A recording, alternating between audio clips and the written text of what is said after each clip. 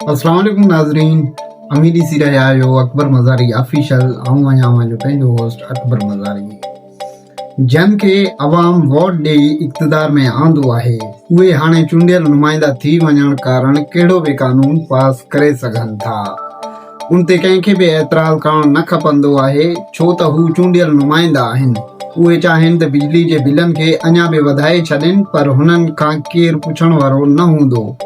ही जेकॾहिं चाहिनि त अवाम खे घर अंदरि ॿ चारि लठियूं हणी अचनि, तॾहिं बि एतिराज़ इन करे न हूंदो जो उहे चूंडियल नुमाइंदा आहिनि। उन्हनि जे कंहिं बि फ़ैसिले ते एतिराज़ करणु जमहूरियत खे ख़तरे में विझण जे बराबरि हूंदो। ही चाहिनि त पंहिंजी पघार 250 सैकड़ो वधाए छॾनि, हिननि खां केरु बि पुछण वारो न हूंदो ऐं IMF इन अमल में राज़ी हूंदी।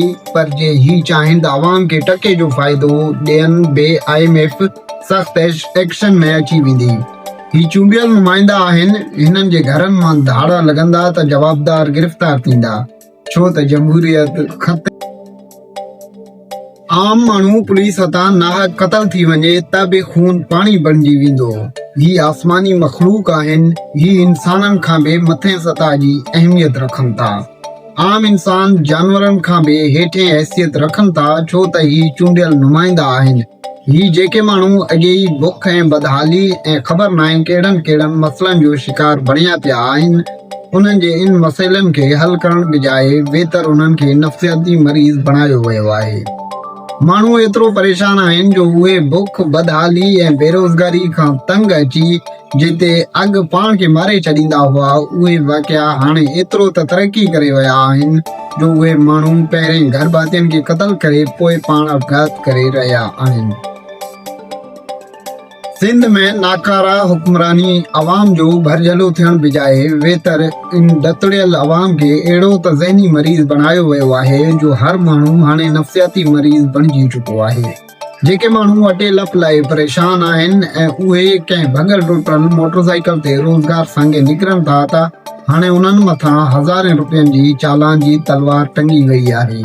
ही मामलो अहिड़ो त संगीन बणिजी वियो आहे जो पाण अॻु बि इन ते लिखण जा चवण बावजूद वरी इन ते ॻाल्हाइण जे करे अहमियत इन करे ॾेई रहिया आहियूं जो ही हिकु समाजी इशू आहे।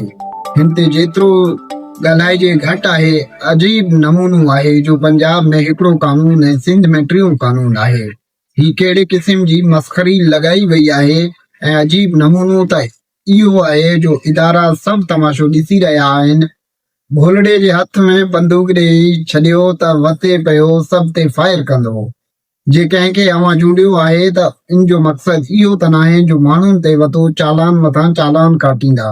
अवाम अवां खे चूंडियो आहे त इहो अवाम जी अवां ते एहसान आहे। इहो एहसान लाहिण जे बजाए अवां एहसान फ़रामोश छो थी रहिया आहियो। जीअं न बरसात में टपड़ तड़ तकड़ में अंदर कजनि, हिननि बि ई चालान लागू करण लाइ एतिरी तकड़ कई जो संदन रोडनि ते लॻल सिग्नल ख़राब लॻा पिया आहिनि। रोड रस्ता टुटा पिया आहिनि। लखे माण्हुनि जूं गाॾियूं पंहिंजे नालनि ते नाहिनि। माण्हुनि खे इहो मौक़ो न ॾिनो वियो त हू गाॾियूं पंहिंजे नाले ते कराइनि। रोड रस्ता ठाराइण खां अॻुवाट हुननि ई चालान शुरू करे छॾिया। TV चैनल ते हुननि अरबे रुपयनि जा इश्तिहार जारी करे छॾिया। इन इश्तिहारनि में आम अवाम खे रोड कानून जूं निशानियूं त सम्झायूं आहिनि। जेके माण्हू गाॾियूं विरियनि खां हलाए रहिया आहिनि, उन्हनि खे रोड कानून ऐं निशानियुनि जी ख़बर ई नाहे। पर उहे निशानियूं हिते मौजूद ई नाहिनि त उहे कीअं इन्हनि बाबति ॼाण रखनि। अहिड़ा केतिरा ई कानूनी मुंझारा आहिनि जेके हुकूमत जी नाअहली जो चिटो सबूत आहिनि। अवां जॾहिं माण्हुनि खे लाइसेंस ठाहे ॾियो था त उन्हनि खे रोड कानून बाबति त सम्झायो। हिते ई चालान खां पोइ वॾे में वॾा इंकशाफ बि साम्हूं आया आहिनि त हुकूमत जेके पाण वटि सरकारी ड्राइवर भर्ती कया आहिनि, उहे बि हिननि बिना मेरिट जे भर्ती कया आहिनि। उन्हनि खे त ट्रैफिक कानूननि जी का ख़बर ई नाहे। एतिरे क़दर जो जेको DIG ट्रैफिक जो ड्राइवर आहे, उनखे बि ट्रैफिक निज़ाम जी ख़बर नाहे त आम अवाम खे अवां कीअं ज़िम्मेवार करार ॾेई रहिया आहियो। आम अवाम कीअं इहा ज़िम्मेवारी अदा करे सघे थो। अवां जो इहो इलेक्ट्रॉनिक निज़ाम एतिरो त नाकारा ऐं नाकाम आहे जो हिकु शख़्स पंहिंजे घर वेठल आहे, संदसि गाॾी घर में बीठी आहे जिते उन जो चालान काटियो थो वञे। उते उनजी गाॾी नाहे वई ऐं उहो चालान उनजे घर पहुची वञे थो। न रुॻो एतिरो पर जेका मोटरसाइकिल 4 साल अॻु चोरी थी चुकी आहे उनजो चालान असल मालिक ताईं पहुची थो वञे। अवां चालान लॻाइण लाइ उन गाॾी ताईं पहुची था वञो पर उहा गाॾी वापसि करण लाइ छो नथा पहुचो। जंहिं कानून जो फ़ाइदो सरकार खे थी रहियो आहे उन कानून ते अमल थी रहियो आहे। जंहिं कानून जो फ़ाइदो अवाम खे थियणु घुरिजे उन कानून ते त अमल कॾहिं थींदो न त इहो कानून बि लागू थियो हो त जंहिं थाणे जे हद में जेको बि ॾोह थींदो उन थाणे जो SHO ज़िम्मेवार हूंदो। इहो कानून किथे दफ़न कयो वियो आहे। छा फुर थींदड़ गाॾियूं ऐं चोरी थींदड़ गाॾियूं हुकूमत जी ज़िम्मेवारी नाहे त उहे वापसि कराए ॾे। जॾहिं अवां कानून लागू करे रहिया आहियो त पोइ ॿिन्ही पासनि खां छो नथा लागू करे।